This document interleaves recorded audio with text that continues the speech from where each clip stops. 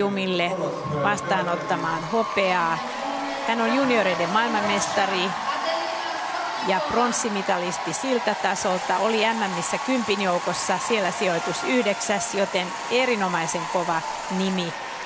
GP-finaali ei aivan nappiin mennyt, siellä vasta 5, mutta kova vastus oli niin Japanin kuin pohjoisamerikkalaisten luistelijoiden taholta. Mutta nyt jännittävät paikat. Adelina Sotnikova on valinnut musiikikseen Camille Saint-Saënsin musiikkia. Ja tuo koreografia on meille tuttu jo GP-kisoista. Mutta nyt sitten taistellaan tosissaan Euroopan mestaruudesta.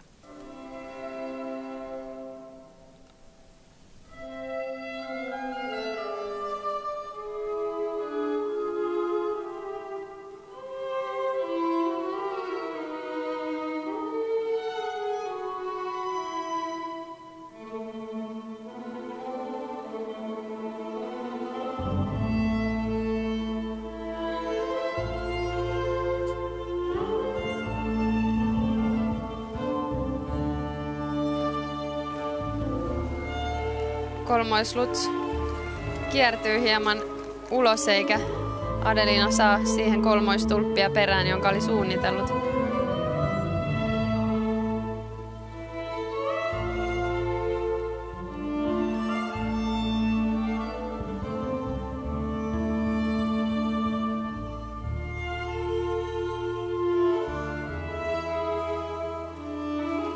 Kolmoisflippi sen sijaan.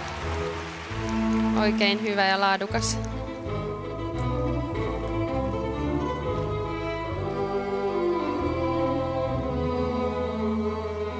Ja kolmoisritti siihen perään.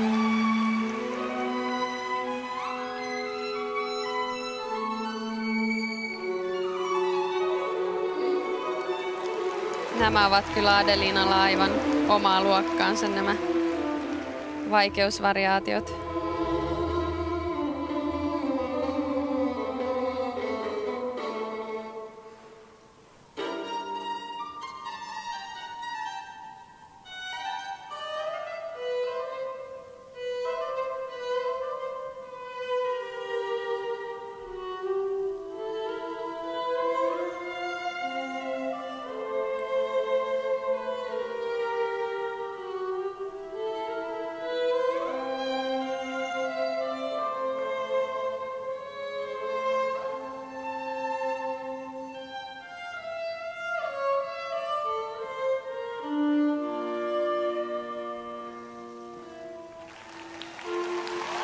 Oikein hyvä kaksoisaksel kolmoistulppi yhdistelmä. Arvokas, ja olisikohan vielä ollut jo ohjelman toisella puoliskolla. Näin vähän arvelen, että se on mitoitettu juuri sinne toiselle puolelle, ja nyt hän vapautuu. Kyllä.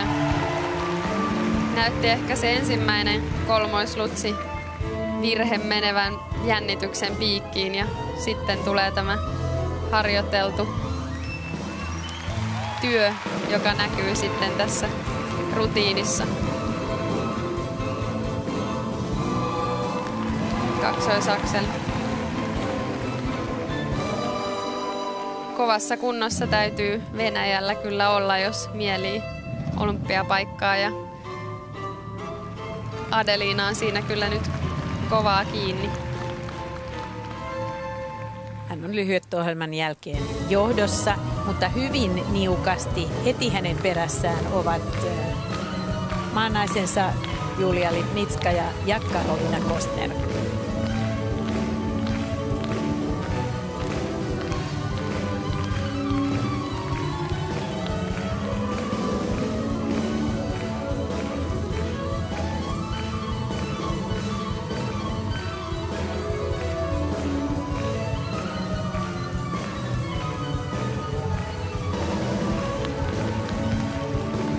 Tässä Adelinan koreo-sarjaa, ja ihanasti saa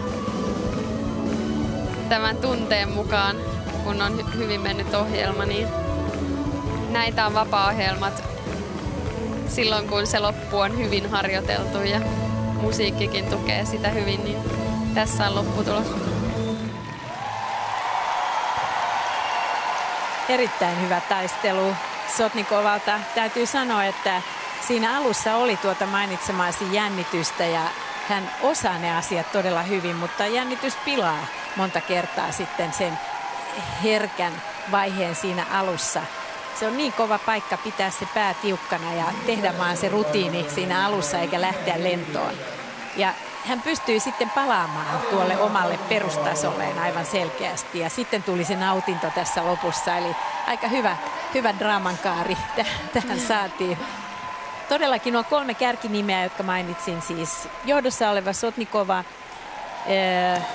Kostner ja Lipnitska ja toisessa järjestyksessä toki ovat 1,5 pisteen sisällä toisistaan. Nyt tämä vapaa-ohjelma ratkaisee täysin mestaruuden ja mitalit ja pronssista käydään kova kilpailu.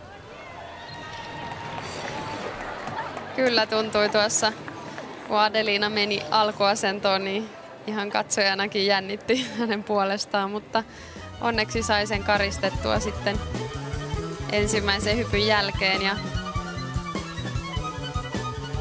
kyllä vaikeutta löytyi paljon ja laatua ja sekä sitten pirueteissa vaikeita variaatioita, että varmasti erittäin arvokas ohjelma. Kyllä, ja näkee nuo alastulot tässä hidastuksessa aivan puhtaita puhtaalle kaarelle alas tulevia. Ja tuossa ritissähän on pieni kiertymä, ehkä aavistuksen verran kiertynyt tuo alastulo, mutta kokonaisuutena kaikki nämä variaatiot, aivan ainutlaatuinen hänen oma piruettinsa, voi sanoa, että tuota en ole nähnyt kyllä edes harjoituksissa kenenkään tekevän, niin kyllähän tässä, tämä oli tämä key point -ohjelmassa avainkohta, kun hän vapautui tuon kaksoisaksel kolmoistulpin jälkeen. Se oli hieno. Musiikkivalinta oli vaativa, mutta hän on luistelija, joka kykenee tällaisen musiikin tulkintaan aivan mainiosti. Todella nautittava kokonaisuus ja asu mitä upein tällaiseen musiikkiin mielestäni. On aivan selvää, että nämä pisteet vievät hänet tässä vaiheessa johtoon. Tällä hetkellä Jelena Glebova johdossa 155-71, mutta Sotnikova tulee nykäisemään kyllä tässä oikein kunnon kassapotin. Hiki tulee valmentajallekin vieressä. Wow, mikä piste! 200! Huhhuh! Kauden ennätys, eli 200 pistettä, 202,36 on Sotnikovan saldo. Kyllä nyt hän lyö kyllä sellaiset kortit pöytään, että saa nähdä kuinka seuraavien luistelijoiden hermot pitävät.